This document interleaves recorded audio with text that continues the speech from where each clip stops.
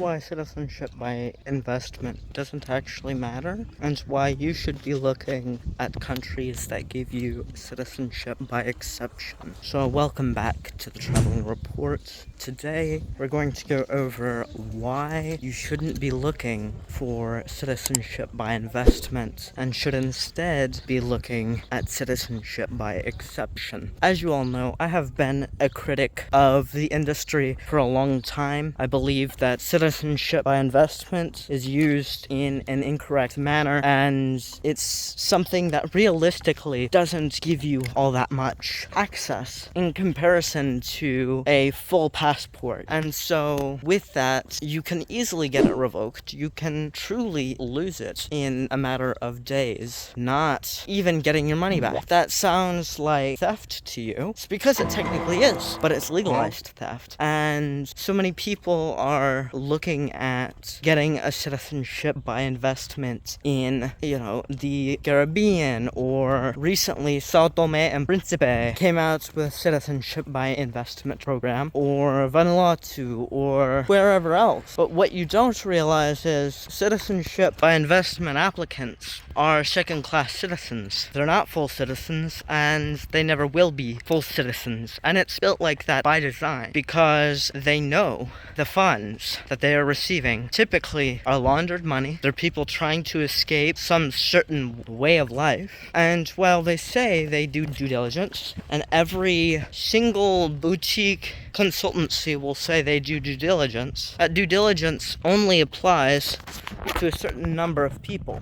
Largely, yeah, it is those 7 and 8 figure folks who are getting the passport to get out of taxes. They do due diligence on those people all the time. That's not the people that the EU, the US, are worried about. It's the Nigerians who are funneling corruption money into the program. It's the Chinese billionaires who made most of their money exploiting Chinese people. And while I won't say that I'll pick a side here, because there are just as many money launderers in the US, Sam Bankman-Fried comes to mind. I do think that the time to buy citizenship by investment has passed, but there's a new option emerging. It is citizenship by exception. And this citizenship by exception is a full passport. You are considered a naturalized citizen of the country. Now, there may be some things you cannot do with exceptional citizenship, like voting in some countries. However, if you have 10 or 20 passports, what does voting matter? What does the right to vote have anything to do with it? And so, if you're looking at countries like Albania, like Serbia, like Montenegro, or Poland, surprisingly, there's quite a few citizenship by acceptances. Now, a lot of these countries will want 7 and 8 figure investments. You'll have to go through the process of being vetted as an investor in the country, or you'll have to do something humanitarian. However, to say that it's hard would be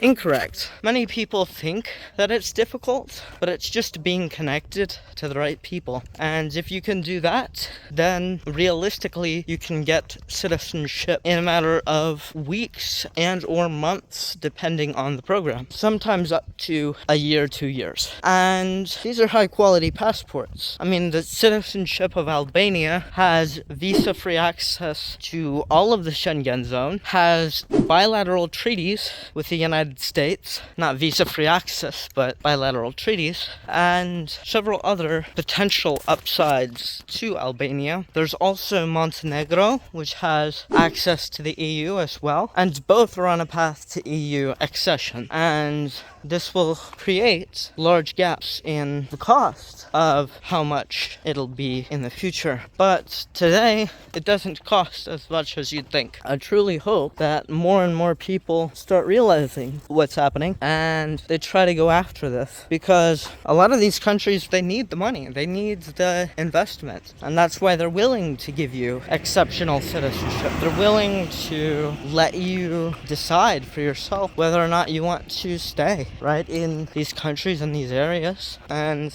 that's something that's is really impactful. And especially if you're creating jobs, it's a net benefit to both sides. And so if you're looking for a citizenship by exception list, I'm thinking about creating one. I cannot go over legally the requirements for many of these programs as they're not publicly disclosed, and honestly the acceptance rate is the only thing that you can kind of extrapolate from these programs. But if you're looking forward to that, I would 100% comment down below whether or not I should start a playlist of citizenship by exception countries.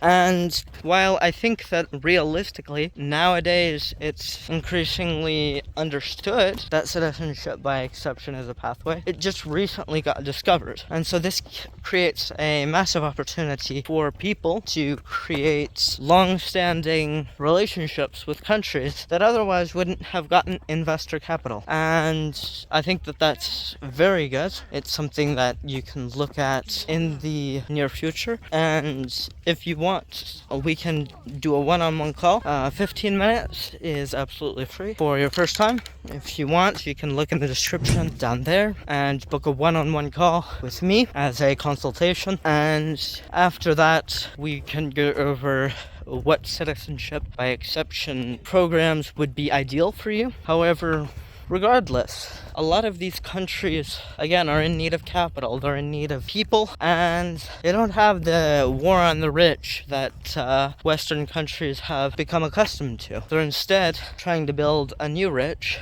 one that is agile, mobile, and can really deliver a lot of wealth to not just their country, but connecting their country with other countries as well. And it's a net benefit to all involved. A citizenship does not cost that much to issue. It's often just a formality, and for many people around the world, they would benefit from that formality and from that interaction. Oftentimes you do need a presidential signature or a ministerial signature. It depends on the country. However, like I said before, if you'd like a citizenship by exception guidebook in a playlist, I would be more than happy to create one. However, at the moment, I am here in beautiful Odessa, Ukraine, currently just walking near the beach, and yeah, I'm just taking a look around at potential in this city, which I think post-war will be interesting.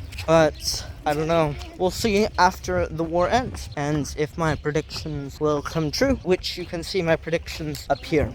That said, I appreciate you watching. If you liked it, leave a like. If you really liked it, go ahead and share it with your friends. And if you want to join me alongside this journey of international mobility, feel free to subscribe. This has been the Traveling Report, signing off.